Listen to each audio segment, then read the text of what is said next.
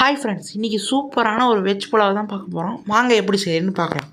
First அதுக்கு தேவையான அளவு அரிசி ஊற வச்சுக்கோங்க. உங்களுக்கு என்ன அரிசி தேவையோ என்ன அரிசி வேணாலும் ஊற வச்சுக்கலாம். நீங்கள் என்ன அரிசி வீட்டில் இருக்கோ அதை யூஸ் பண்ணிக்கோங்க. வீட்டு அரிசி போடலாம், சீரக சம்பா போடலாம், இந்தியா கேட் கூட போடலாம். நாங்கள் வந்து இந்தியா கேட் தான் யூஸ் பண்ணியிருக்கோம். தேவையான அரிசி வச்சு தண்ணி ஊற்றி ஊற வச்சுருக்கோம். இந்த பக்கம் இடுப்பு சட்டியில் தண்ணி எதுக்கு வச்சுருக்கோம்னா மீல் மேக்கர் போட போகிறோம். மீல் மேக்கர் தேவையான அளவு போட்டு தண்ணி ஈட்ட நடி போட்டுருவோம். போட்டாச்சு இதை ஒரு பெரட்டி விட்டுடலாம்.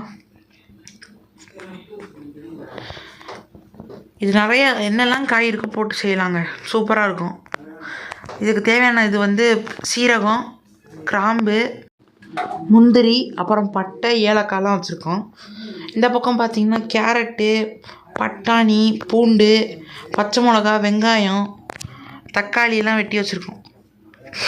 இப்போ ஃபஸ்ட்டு குக்கரில் ஒரு ஸ்பூன் நெய் ஊற்றிக்கலாம். ஊற்றிட்டு நம்ம முந்திரி நல்லா ரோஸ்ட் பண்ணி எடுத்து வச்சுக்குவோம். எதுக்குன்னா வந்து அதை நல்லா ரோஸ்ட் பண்ணிவிட்டு புலாவ் விசில் வந்ததுக்கப்புறம் தம்மில் வச்சு எடுத்துகிட்டு இதை போட்டு இன்னும் 2 நிமிஷம் தம்மில் வச்சு எடுத்தோம்னா சூப்பராக இருக்கும். இப்போ இந்த முந்திரி அதில் சேர்த்துக்கலாம். முந்திரியை சேர்த்துட்டு நல்லா அந்த நெய்யில் ரோஸ்ட் பண்ணி எடுத்துக்கிட்டாச்சு. நெக்ஸ்ட்டு குக்கரில் தேங்காய் எண்ணெய் ஊற்றி தான் செய்ய போகிறோம். தேங்காய் பால் இருந்தால் கூட சேர்த்துக்கலாம், சூப்பராக இருக்கும். தேங்காய் பால் தான் எனக்கு சேர்க்கணும். நார்மல் பால் இருந்தாலும் சேர்த்துக்கலாம். ஃபஸ்ட்டு வந்து குக்கரில் எண்ணெய் ஊற்றிட்டு சீரகத்தை ஆட் பண்ணிட்டு நம்ம நறுக்கி வச்ச காயெல்லாம் போட்டு காஞ்ச திராட்சையை சேர்த்துக்கலாம். சூப்பராக இருக்கும் இதுக்கு சாப்பிடவே. இந்த மாதிரி நிறைய காய் போட்டு சாப்பிட்றது உடம்புக்கு ரொம்ப ஹெல்த்தி. எது செஞ்சாலும் நல்லா காயை வதக்கிடணும். வதக்கிட்டு நம்ம அரிசியை கொட்டியாச்சு. தேவையான அளவு அந்த தண்ணியை ஊற்றிட்டு 1 டம்ளர் பால் நம்ம எக்ஸ்ட்ராவாக சேர்த்துட்டு ஒரு 2 விசில் வச்சுட்டு பார்க்கலாம். நெக்ஸ்ட்டு இந்த பக்கம் கத்திரிக்காய் போட்டு அப்புறம் மீல் மேக்கர் போட்டு ஒரு கிரேவி மாதிரி வைக்க போகிறோம். இது டக்குன்னு செஞ்சிடுவோம். எண்ணெய் ஊற்றிட்டு கடுகு போட்டுட்டு நறுக்கி வச்ச காயெல்லாம் சேர்த்துக்கலாம்.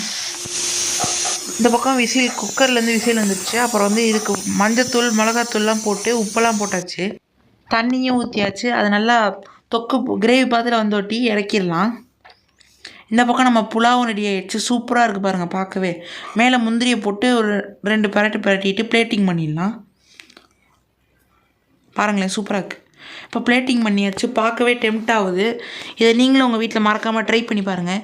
இதில் வந்து பீன்ஸ், கேரட் எல்லாமே என்னெல்லாம் காய் இருக்கோ சேர்க்கலாம். உருளைக்கிழங்கு கூட சேர்க்கலாம். சூப்பராக இருக்கும். இது உங்களுக்கு பிடிச்சிருக்குன்னு நினைக்கிறேன். இந்த வீடியோ பிடிச்சிருந்தா லைக் பண்ணுங்கள், ஷேர் பண்ணுங்கள், கமெண்ட் பண்ணுங்கள். மறக்காமல் சப்ஸ்கிரைப் பண்ணி சப்போர்ட் பண்ணுங்கள். தேங்க்ஸ் ஃபார் வாட்சிங் திஸ் வீடியோ.